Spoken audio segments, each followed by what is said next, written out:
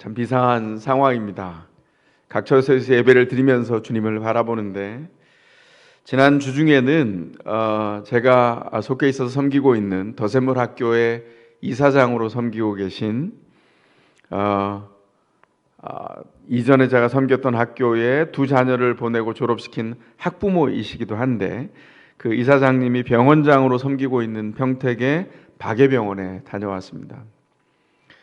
병원 입구에 서서 병원을 바라보는데 느낌이 좀 달랐어요. 선택진료소가 굉장히 위용 있게 자리 잡고 있고, 그리고 방역복을 입고 아주 전문적으로 일하는 것들이 보여졌고요. 그래서 한 15분 가까이 병원의 외관을 보다가 이제 병원으로 들어갔습니다. 약속된 시간에. 그랬더니 선택진료소를 지났는데 그 안쪽에 또 방역복을 입고 문진을 하고 체온을 재고 아주 굉장히 철저하게 준비해서 스크린 인 아웃을 하고 있는 것을 느낄 수 있었어요. 그래서 그 중간 문을 지나가니까 마음속에 이 병원 안은 안심해도 되겠구나, 이런 생각이 들었습니다. 그래서 그렇게 설계해 놓은 이 병원장님의 지혜와 판단이 굉장히 인상적이었어요. 병원장실에 앉아서 수시간 동안 대화를 하는 중에 그분이 이런 얘기를 하셨습니다. 의료계 안에 이런 정설이 있는데 20년만, 어떤 질병을 가졌어도 20년만 버티면 20년이 지나면 어떤 질병이든지, 심지어는 지금 불치병으로 분류되고 있는 어떤 암이라도 완치할 수 있는 기술을 20년 후에 확보할 수 있다는 겁니다. 그런 정설이 있는데 그분은 요 다음 말을 하기 위해서 이 말씀을 하신 거예요. 그런데 역설적으로 감기 바이러스의 일종인 코로나 변종 바이러스 하나를 막지 못해서 전 세계가 이 공포에 시달리고 있습니다. 이런 이야기를 하셨습니다. 많은 이야기를 하고 돌아오는 길에 여운이 많이 남았어요. 굉장히 많은 생각을 하게 되었습니다.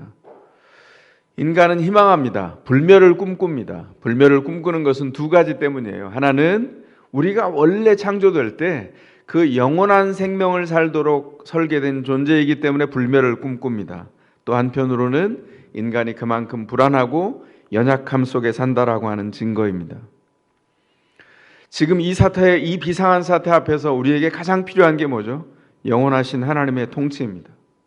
질병과 건강 문제뿐만 아니라 먹는 문제뿐만 아니라 우리가 일상을 사는 모든 영역에서 주님의 다스림이 절실합니다. 주님을 믿는다는 게 어떤 걸까요? 이전에 이렇게 믿었습니다. 신천지가 바로 그 옛날 구닥다리 세계관을 가지고 이렇게 확대해서 온 나라가 난리가 나게 한 빌미를 제공했는데요. 주님을 믿는다는 건 옛사람들이 일부 믿었던 것처럼 구원받아 미래에 천당 가는 게 목적이 아니에요. 예수를 믿는다는 건 오늘 매일의 일상에서 주님의 통치 속에 있는 영원을 맛보며 순간순간을 채우고 살아내는 과정을 채워간다는 것입니다.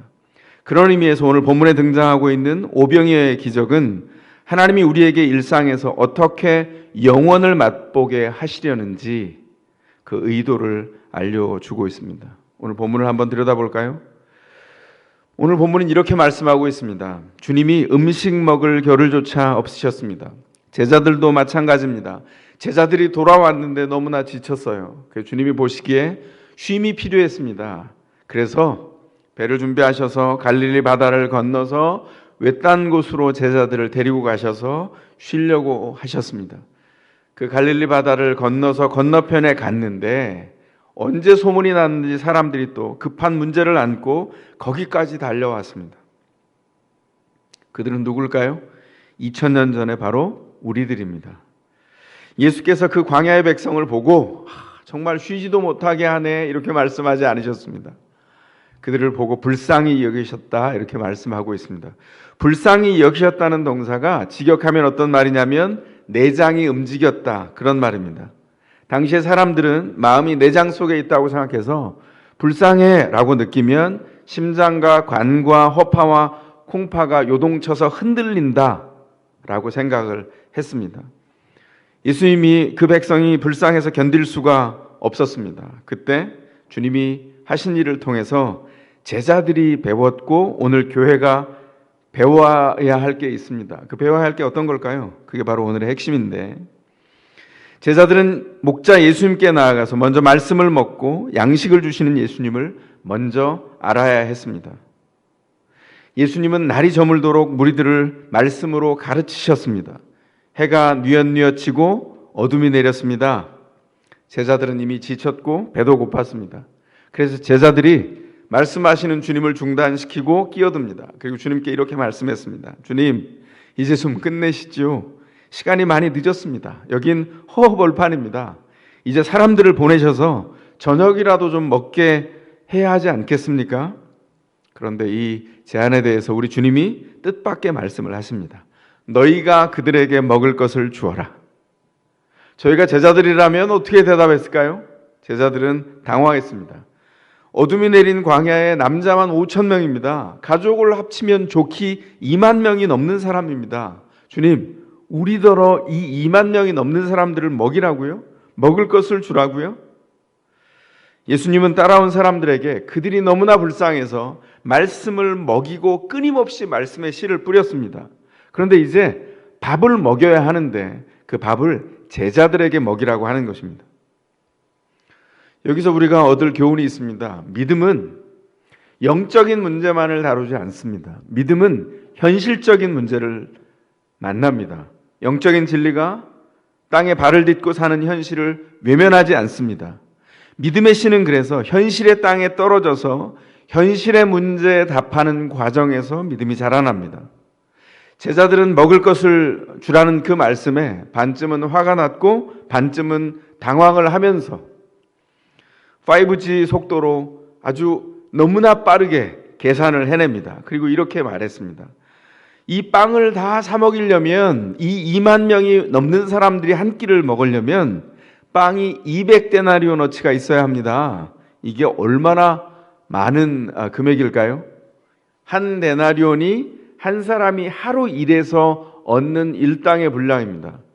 그래서 이걸 전체로 합치면 200사람이 하루에 일한 분량, 한 사람으로 치면 반년치가 넘는 연봉이에요. 어마어마한 돈입니다. 그래서 제자들은 이렇게 말하는 것과 같아요. 빵을 200데나리오너치를 사다 먹이라고요? 주님, 제발 좀 현실을 보십시오. 빵을 어떻게 가져옵니까? 여기는 배달의 민족도 없습니다. 그리고 더 중요한 건 우리 안에 그만한 돈이 없어요. 200데나리온이 어디 있습니까? 주님은 그냥 멋지게 말씀하셔서 사다 먹여라 하시면 빵이 나옵니까? 주님 현실을 좀 제대로 보시기 바랍니다. 이렇게 주님께 반문을 하는 것 같습니다. 이 대답이 틀릴까요? 이 대답이 맞습니다. 제자들의 판단은 빨랐고 합리적입니다. 분명히 위기죠. 그러나 믿음은 바로 이 위기 때 자랍니다. 예수님이 제자들에게 현실의 밥의 문제를 해결하는 법을 가르쳐 주시기를 원하십니다. 너희가 먹을 것을 주어라 라고 하는 말은 너희가 사다 먹여라 라고 하는 말이 아니었어요. 제자들이 놓친 게 있습니다. 뭘 놓쳤을까요? 예수님의 판단입니다.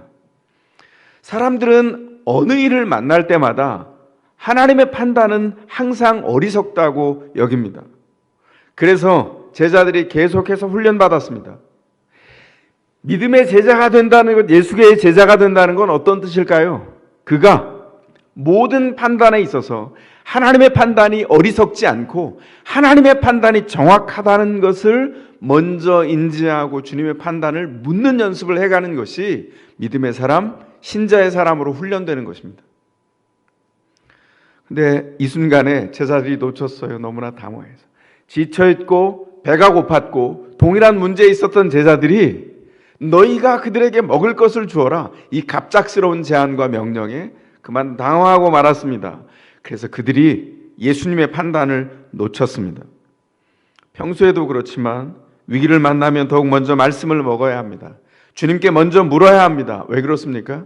주님만이 궁극적인 대답이기 때문입니다. 우리가 오늘 이렇게 온라인 예배를 드리고 있습니다. 왜요? 코로나19 사태라고 하는 비상한 위기를 직면하고 있기 때문입니다. 이 코로나19 사태의 위기를 어떻게 건너갈까요? 제가 어제 질병관리본부에서 일하고 있는 한 성도와 통화를 길게 했습니다. 저는 그 성도가 오송에 사는 것만 알았지, 그 성도가 질병관리본부 소속인 것은 몰랐어요. 그래서 오송에 있으면서 대구에 파견을 나가서 지원 근무를 하는데, 그 지원 근무의 일상을 들어봤는데 참 기가 막혔습니다. 하루 종일 쉴 새 없이 일하고, 그리고는 새벽 2시에 근무가 끝나는 게 보통이고, 그리고 그때 끝나는 게 아니라 새벽 2시에 관계자들이 모여 앉아서 회의를 시작한답니다. 그래서 새벽 4시에 몸을 누워서 쪽잠을 잘 수 있으면 그날은 굉장히 괜찮은 날이었다는 거예요. 그래서 속옷도 지급이 안 돼서 그 틈틈이 나가서 속옷을 편의점에서 가서 구해서 사서 입고, 세탁기도 없어서 그 새벽에 회의가 끝난 다음에 쪽잠을 자기 전에 손빨래를 해서 그거를 입기 위해서 널었다가 마르지 않으니까 드라이기로 말려서 그렇게 다시 입고, 그 불편한 일상을 계속 반복했다는 것이죠. 이 일상을 덤덤하게 얘기하는데 제가 오랜 시간 동안 통화한 다음에 얻은 결론이 있어요. 뭘까요? 그 성도님에게서 이렇게 불편한 환경에서 일하게 하다니, 이런 불평 한마디가 없었다는 거예요. 그 성도님의 오로지 근심 하나는 경무에 시달렸지만 경무가 문제가 아니라 국민들을 이 질병으로부터 어떻게 막아내고 치유할 수 있을까, 이런 생각이 가득했다는 거예요. 그래서 제가 통화를 끊으면서 너무나 감사했어요. 한 성도의 헌신과 믿음에 감사했습니다. 그리고 대구의 의사 한 분이 이런 말 하는 것을 들었습니다. 전쟁이 나면 군인이 국민을 위해 싸우는 것처럼 이런 전염병 사태에는 의사인 우리가 군인입니다. 최선을 다해서 국민을 지켜야죠. 저는 싸울 겁니다. 제가 가진 무기는 전문성과 사명감입니다. 이렇게 얘기하는데요. 제가 가슴이 뭉클하고 눈시울이 붉어졌습니다. 대한민국 살만하다, 이런 생각이 들었어요. 저는 이분 누군지 모르지만 저는 이분도 믿는 분이 아닐까, 이런 생각을 해봤습니다. 마음이 뜨뜻해졌습니다. 우리가 힘을 내어서 각자의 일상의 자리에서 무엇을 해야 되는지를 알려주는데, 가장 최전선에 있는 의료진이 이런 생각을 하고 헌신하여 살기 때문에 사실은 이 국난과 같은 비상한 사태에도 우리가 일상을 살면서 일사불란하게 지켜보고 함께 할 수 있는 것이 아닌가, 그런 생각이 들었습니다. 이 한 주간 동안 저희가 할 일이 뭘까요? 일상의 자리에서 불안을 내려놓고 민감함은 높이되 기도하는 것입니다. 기도합시다. 위정자들을 위해서 기도해야 합니다. 그들의 판단이 어긋나지 않도록 기도해야 하고, 각 시도, 각 전역에 있는 지자체장들을 위해서 기도하고, 제가 지금 말씀드린 질병관리본부와 의료진들을 위해서 기도해야 할 것입니다. 지치지 않고 바른 판단을 실행할 수 있도록 우리가 함께 기도의 힘을 모아야 할 것입니다. 왜 예수님은 너희가 그들에게 먹을 것을 주어라, 그렇게 말씀하셨을까요? 이것은 제자들과 교회가 무엇을 해야 하는지를 가르치는 메시아 예수님의 레슨입니다. 제자들이 누굽니까? 영적인 이스라엘의 목자입니다. 예수님의 사역이 끝난 다음에 주님이 하실 사역을 연약하기 짝이 없는 12제자에게 맡겼고, 그들을 기초하여서 교회를 세웠습니다. 그래서 제자들이 영적인 이스라엘의 목자일 뿐만 아니라 교회가 살고 있는 그 사회의 영적인 목자인 것도 저희가 헤아려서 유추해 볼 수 있습니다. 그래서 주님은 먹을 것을 주라고 제자들에게 명령하셨는데, 여기 하나 자세히 들여다보면 빠진 게 있어요. 뭘까요? 먹을 것을 어디서 가져와라, 아직 말씀하지 않았다는 겁니다. 그래서 제자들은 예수님의 판단을 물었어야 했어요. 목자인 제자들이 먹을 것을 어디에서 가져옵니까? 바로 목자이신 메시아 예수님께 받아서 가져와야 한다는 것이죠. 제자들의 목자, 교회의 목자 예수님이 무엇을 하십니까? 교회를 먹이시고 세상을 먹이십니다. 제자들은 그 진리와 먼저 만나야 했습니다. 어제 만난 진리 말고 오늘 이 비상한 상황에 있을 때 어떻게 하지? 라고 물을 때, 두려움이 먼저 뛰쳐 올라올 때, 근거가 없는 사방에서 계속 문자를 통해서 빨간색으로 알림을 알려주는 주변에 확진자가 나왔습니다. 동선이 어떻습니다. 이렇게 알려주는 그 알림을 보면서 민감함은 높이되 두려움이 같이 올라가면 안 된다는 것이죠. 무엇을 해야 합니까? 그 일을 통해서 주님을 먼저 만나야 한다는 것입니다. 그래서 그 진리를 먼저 먹어야 했습니다. 제자들은 양무리에게 먹을 것을 주어야 하는 목자입니다. 목자의 필수 요건이 뭐냐면 먼저 목자장 되신 예수 그리스도를 통하여 먼저 먹는 것입니다. 그래서 뭘 해야 되죠? 항상 먼저 주님께 가야 합니다. 예수님은 제자들에게 그것을 가르치고 계십니다. 끊임없이 공급받아야 합니다. 그러나 주님께 가지 않으면 채울 수 없습니다. 채우지 않으면 내 속에 뭐가 있죠? 나만 가득합니다.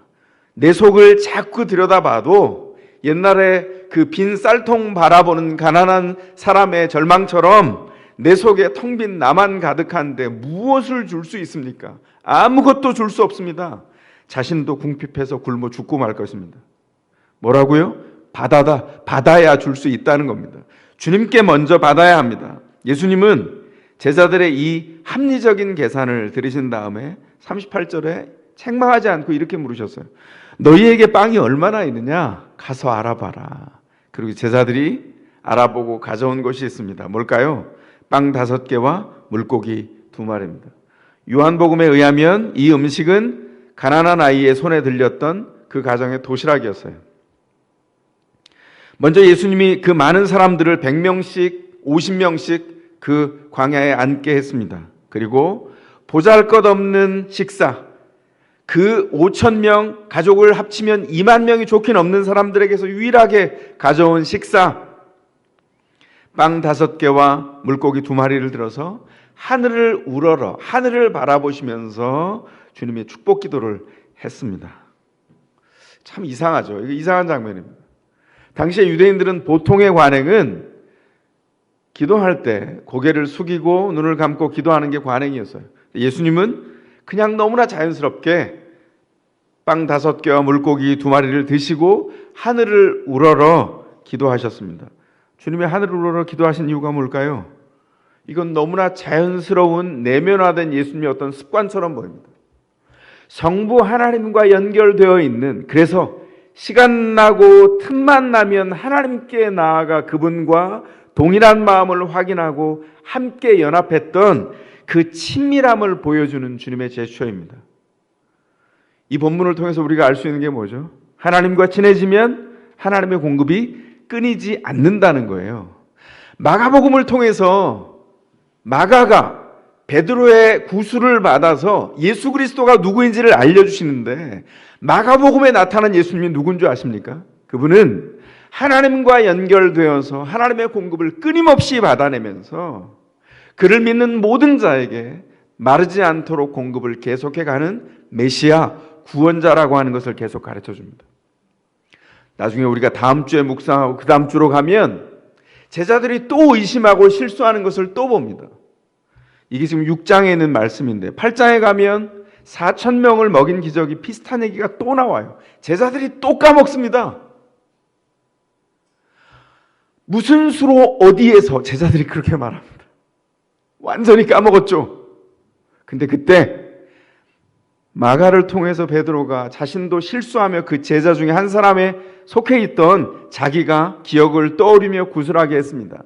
우리가 그때 왜 잊어버렸냐면 광야에서 5,000명 가족 2만 명을 먹인 그분이 바로 하늘로부터 내려온 징표이며 그분이 하늘로부터 내려온 양식이라는 것을 까먹었어.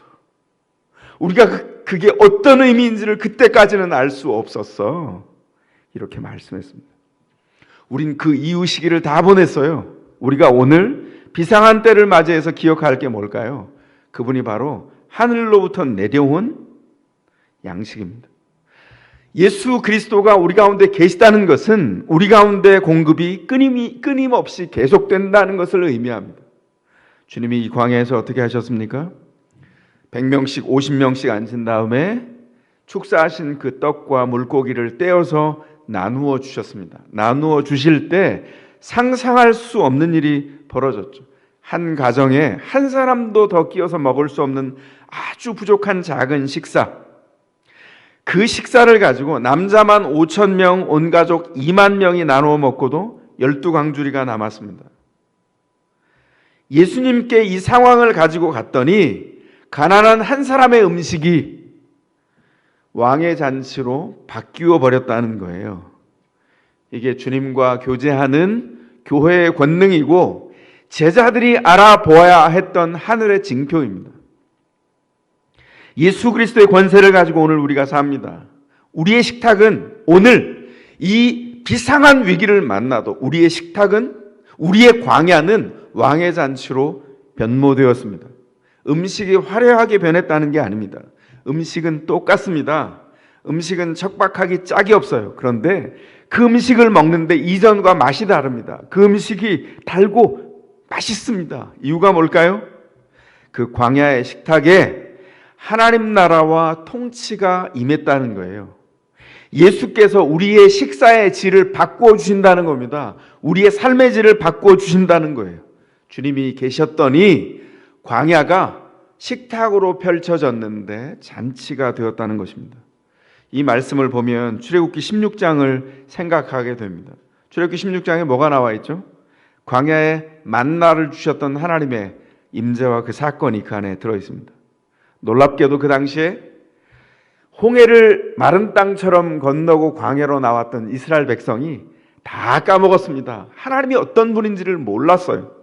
그래서 그들도 그 당시에 하나님의 공급을 믿지 않고 상황을 믿게 되었어요. 우리에게도 상황이 있죠. 오늘 이 비상한 상황이 있습니다. 상황은 온도계 같아요. 어떤 온도계 같냐면 상황은 늘 절망이라고 하는 온도를 가르쳐주는 온도계 같습니다. 여러분, 온도계 믿지 마십시오. 그리고 여러분의 생애가 온도계 같은 삶을 살면 안 돼요. 세상에 두 종류의 삶이 있습니다. 신자 중에서도 온도계 같은 삶이 있고 온도 조절기 같은 삶이 있어요. 온도계 같은 삶은 이 비상한 상황에 비상한 상황이다, 두렵다, 공포가 어깨를 누른다.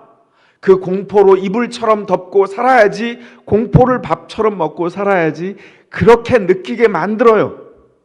아무것도 변화되지 않습니다. 세상이 흔들리면 나도 흔들리고 세상이 두려워하면 나도 두려워할 수밖에 없어요. 그러나 온도 조절기 같은 신자는 누굽니까? 세상이 비상한 상황이어서 공포스럽습니다. 그때 어떻게 평안을 누리며 어떻게 공급을 받는지를 알아서 예수께 먼저 나아가는 사람입니다. 오늘 더샘물 교회가 주님 앞에 서서 이 비상한 상황을 어떻게 건너갈까요? 주님 앞에 먼저 나아가서 상황이라고 하는 온도계를 내려놓고 우리가 주님의 복음을 받고 하늘의 징표인 예수를 받은 온도 조절기처럼 살아갈 수 있도록 부름받았다는 것을 깨닫고 실행하며 살아가는 것입니다. 상황이라고 하는 온도계를 바라보면 절망이라고 하는 온도를 가리키는 것을 보게 됩니다. 먹을 것은 없고 사방은 다 광야입니다. 그래서 하나님께 불평하고 상황의 공포에 빠져들었습니다. 출애굽기 16장의 이야기를 시편 78편에 이렇게 얘기하고 있습니다. 그 광야에서 음식과 물이 없어서 불평하면서 그 상황을 믿었던 사람들, 그들은 하나님을 믿지 않고 그의 구원을 신뢰하지 않았다. 그런데도 하나님은 위에 하늘에게 명하셔서 하늘 문을 여시고 만나를 비처럼 내리시어 하늘 양식을 그들에게 주셨으니 사람이 천사의 음식을 먹었다. 성경이 그렇게 기록하고 있습니다. 하나님을 믿는 사람들, 믿지 않았지만 그 광야에 있던 모든 사람들이 뭘 먹었다고요? 천사의 음식을 먹었다고요. 하늘의 양식을 먹었습니다. 사도 요한이 출애굽기 16장을 근거로 예수님이 하신 말씀을 기록했어요. 요한복음 6장에 나와 있습니다. 이렇게 말씀하셨습니다. 하늘에서 너희에게 빵을 내려다 주신 이는 모세가 아니다. 하늘에서 참빵을 너희에게 주신 분은 내 아버지시다. 그랬더니 제자들이 그 말씀을 듣고 즉시 주님께 요청했습니다. 주님, 그 빵을 언제나 우리에게 주십시오. 그랬더니 예수님이 이렇게 말씀하셨어요. 나를 봐라. 가로 안에 그 말이 들어있습니다. 그리고 이렇게 말씀하셨어요. 내가 생명의 빵이다. 그래서 오늘 신자가 일상의 모든 문제를 어디로 가져갑니까? 생명의 빵이신 우리의 목자 예수님께 가져갑니다. 내가 생명의 빵이다, 생명의 밥이다 선언하신 예수님은 하늘에서 내리는 만나입니다. 오늘도 그렇습니다. 일용할 양식은 쌀떡에서 나오지 않고요, 마트에서 나오지 않고요, 하늘에서 내려온 만나 예수 그리스도를 통해서 우리에게 공급된다는 거예요. 구원받은 이후에 우리가 천국을 사는 게 아니라 광야를 살아갑니다. 우리가 직업을 갖고 먹을 것을 구하는 삶의 현장에 있습니다. 그럼에도 불구하고 그 광야에서 빵과 밥을 주시는 이가 있어요. 누굴까요? 예수 그리스도입니다. 제자들이 예수께 먼저 가야 했듯이 교회가, 우리 개인이 먼저 어디로 가야 할까요? 이 비상한 상황에 예수께 먼저 가야 합니다. 그리고 주님 앞에 기도합니다. 주님, 우리를 불쌍히 여겨 주십시오. 그게 기도입니다.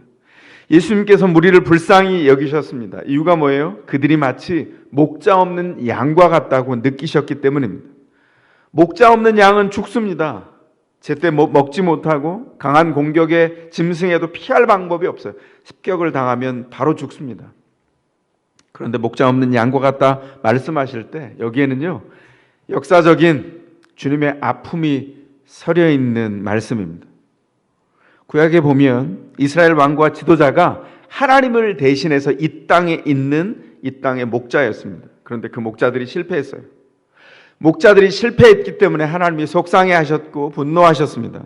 백성을 맡겨놓았더니 백성을 돌보는 게 아니라 자기만 돌봐요. 목자가 아닌 것이죠. 마치 우리가 작년에 있었나요? 사랑하는 아들, 딸을 유치원에 보냈는데 아무도 안 본다고 자기만을 위해서 마음대로 화내고 아이에게 소리 지르고 막 아이를 막 이리저리 흔들고 심지어는 아이를 물건처럼 확 집어던지고 하는 일, 그런 일을 했던 말도 안 되는 비상식적인 유치원 교사 같습니다. 그래서 에스겔서 34장에서 이렇게 말씀합니다. 목자들이란 양떼를 먹이는 사람들이 아니느냐? 그런데 너희는 살찐 양을 잡아 기름진 것을 먹고 양털로 옷을 해입기는 하면서도 양떼를 먹이지는 않았다. 참 기가 막히죠. 양떼를 돌보는데 양의 떼에 양의 털을 벗겨서 그걸 돈을 값을 치르고 배는 불리는데 정작 양떼는 먹이지 않았다는 겁니다. 이 가짜 목자들의 이 실패 속에서 백성은 어떻게 됐을까요? 이방의 포로가 되어서 방황하기 시작합니다. 그래서 에스겔 예언자를 통해서 하나님이 약속하셨어요. 에스겔 34장 23절입니다. 내가 그들 위에 목자를 세워서 그들을 먹이도록 하겠다. 그 목자는 내 종 다윗이다. 그가 친히 그들을 먹이고 그들의 목자가 될 것이다. 좀 이상합니다. 뭐죠? 예언자 에스겔은 다윗보다 한참 후대 사람입니다. 그런데 그들 위에 목자를 세우는데 그 목자가 다윗이랍니다. 이게 무슨 말입니까? 이건 하나의 문학적인 장치를 써서 하신 말씀이죠. 이 말은 무슨 말이에요? 다윗의 혈통을 타고 메시아가 온다는 뜻입니다. 그 메시아가 백성을 먹이는 일을 하실 것이다, 이렇게 예언하는 것인데 그 목자, 그 메시아가 누굽니까? 바로 예수님입니다. 오늘 우리도 광야에 있습니다. 하나님의 공급을 구합니다. 아까 우리 목사님 기도해 주신 것처럼 코로나19 사태로 각 지역의 경제가 광야가 되었습니다. 마치 이 코로나19 사태 때문에 이 광야에서 우리는 마치 목자가 없는 것 같아요. 먹을 게 없습니다. 소상공인뿐만 아니라 지금 각 단위의 경제가 염려에 빠져 있습니다. 지금 우리가 할 일이 무엇입니까? 이 비상한 상황을 예수님께 가져가는 것입니다. 먼저 예수님의 말씀을 먹고 또 기도하면서 도움을 구하는 것이죠. 이렇게 기도해야 되겠습니다. 주님, 우리 광야에 오셔서 식탁을 차려 주십시오. 주님이 오셔서 축사해 주십시오. 우리 광야가 하나님 나라가 되도록 인도하여 주십시오. 우리가 기도해야 할 것입니다. 그래서 우리 광야에 만나를 내리시는 우리 예수님께서 이 코로나19의 광야에도 회복의 만나를 내리실 수 있도록 주님 앞에 기도하며 또 한 주간의 일상을 주님 앞에 경배하며 나아가야 하겠습니다. 이 소원을 담아서 주님 앞에 헌신 찬송을 드리십시다.